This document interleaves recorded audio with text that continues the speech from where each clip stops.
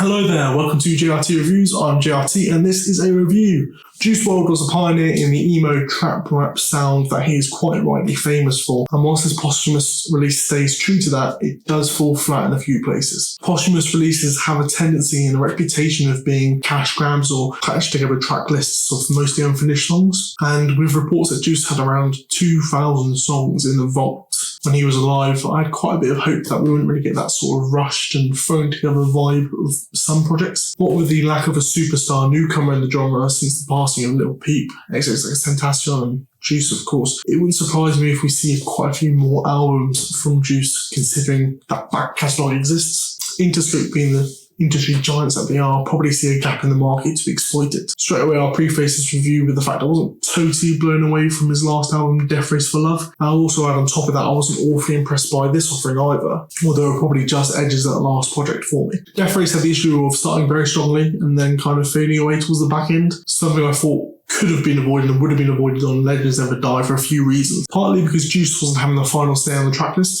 and also the fact that whoever did choose what songs were on this would like to keep more songs back for future releases. Maybe that was a cynic in me, but even though there is a similar amount of songs on here, however it is padded with more spoken pieces, samples from interviews, interludes, and is roughly about 20 minutes shorter, which does help mitigate the issues of the previous album. We begin with an opening track of Juice speaking in an interview that isn't particularly interesting and it isn't worked into the next song. It doesn't really flow into the next track, meaning the first thing we hear on a song from this project, an obnoxious producer tag. Whilst the opening interlude Anxiety does have a nice message to it, it jumps from the interview to Juice speaking at a concert and overall isn't very cohesive in comparison to the rest of the album and itself. The first song, Conversation, has a tangible link to that. However, it's only really in the vague metaphorical sense of demons and mental health. The track itself though is a decent track, probably a softer emo trap banger. It certainly veers towards that category. The track Titanic gives me slight deja vu because it sounds like the archetypal Juice WRLD song. That being said, it's still a pleasant experience, even if the chorus becomes a little dry after a few repetitions. We start to see things change a little bit with the introduction of the soft guitars on Bad Energy. Again, the echoing chorus and slightly half-hearted vocal performance detracts from the song more than adds. Things do improve when we get to Righteous, a single dropped earlier on in the year. It is a highlight on a rather dull track list. Instantly there's more energy behind Juice's voice, especially around the chorus. It's a very airy and almost dreamlike instrumental, and overall it raises the largest emotional response from myself. Thanks to the emotion behind his voice, it certainly is a more powerful song than anything else on here. Blood on My Jeans doesn't really stand out to me, apart from the choice to have Juice's voice layered in different ways. It's a rather neat trick. However, apart from that production choice, it's a rather forgettable track. The middle section sees all the features on this project crammed into a 5-song stretch, with one of those songs being an interlude. We start off with Trippie Redd and the much more pop-sounding and pop-driven Tell Me You Love Me. It's got this nice guitar loop behind it and Trippie Redd provides the chorus, and it does feature one of Juice's better flows of the project. The album does give a lot of time to guitar-based sounds and guitar loops, and again does so on the feature-heavy Hate the Other Side. On production we have Marshmello featuring Polo G and the Kid Laroi. Marshmello is tasked with producing 2 tracks on here, and on the first track he doesn't go for a signature drop, and on both songs his production doesn't really stand out, doesn't really seem like Marshmello. However, on Come and Go, the other Marshmello track, it is one of the better cuts on the album, thanks to a stronger lyrical theme. I enjoyed the slower and more spaced out start, but Marshmello does get the chance to give us the signature drop, which as soon as the tempo kicks up and the electric guitars kick in,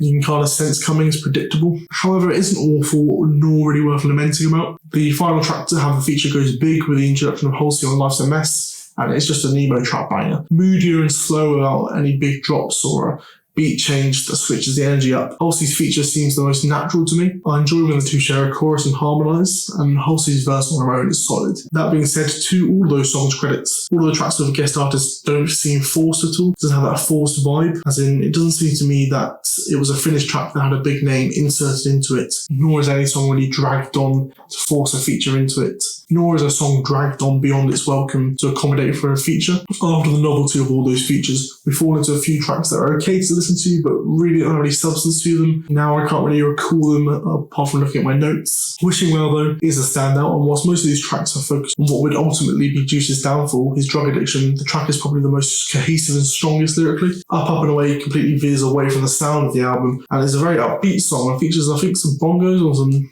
hand-played drums. It does rely on a really repetitive chorus and bridge, and whilst I do see the song reflecting Juice being high, as he refers to in the song, it is a bit out of place, and that feeling of the song being misplaced is compounded by the next interlude track, which is just samples of different interviews discussing Juice. I appreciate the message, but it doesn't really flow together. It's not really cohesive and it sticks out. There's no backing track to it, no connection, and nothing to really tie it into the rest of the album. Stay High features probably my favourite flow from Juice in quite some time, and probably the best on the album. We don't really hear him speed things up normally, as usually his delivery is close to being comatose and just not bothered. However, the chorus on this fits quite well. There seems to be a bit more energy behind this track, which makes it a bit more listenable. Can't Die features Juice singing about and missing fellow emo rappers Lil Peep and XXXTENTACION. The song was leaked prior to his death, and whilst the context certainly changes the meaning and how the lyrics hit, its positioning on the track listing doesn't really change anything.